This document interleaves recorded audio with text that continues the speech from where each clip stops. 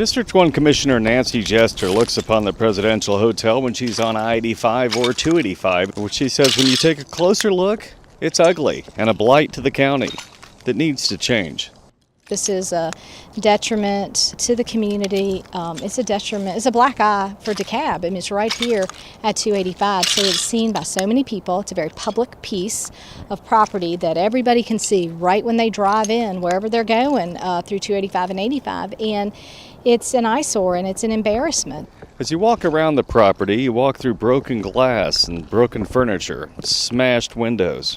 You know, it's just horrific inside, and there's certainly evidence of, you've got squatters in there, lots of food products, lots of graffiti, some clothing, but people have been coming and going. On the property is a 9-foot deep swimming pool that is very much full of water that, due to time and pollution, has turned a dark algae green.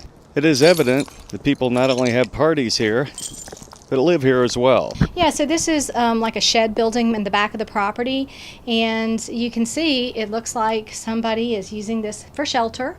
You've got, you've got a bunch of cranberry sauce there. You've got various personal items, some, food supplies, Twinkies, and so on, water bottles. So it's clear somebody's been using this as shelter. And it's very unsafe. There's a mattress here, some bread there. It's just very unsafe. So it's very sad.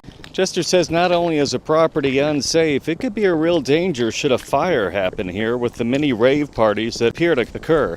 And we have our brave firefighters come over here, and they've got to go into a burning building in all kinds of unsafe conditions and try and extract people from it.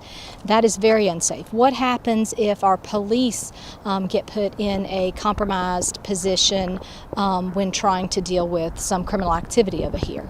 Jester says it is a little surprising, being such a prominent landmark, that the property has not been paid more attention to. It's been off everyone's radar, and it's getting worse. When you look up at all the windows, it seems like they're getting further and further in disrepair, and more are broken out. Why not just write a ticket and tell people to fix it up? Well, that's not as easy as it sounds, according to Jester.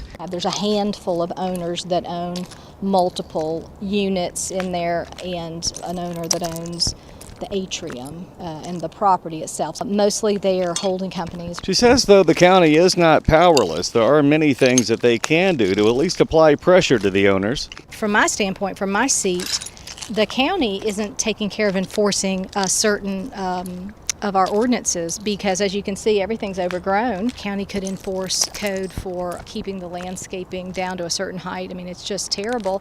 Of course, the other day when I came over and it was unsecure, we need to enforce that. That's unsafe. We've got this health hazard here with this pool. So I think there are some tools at our disposal that we could use. So what would Jester like to see become of this property? I think it needs to come down. The building needs to come down. It's an eyesore. It's a blight for the community.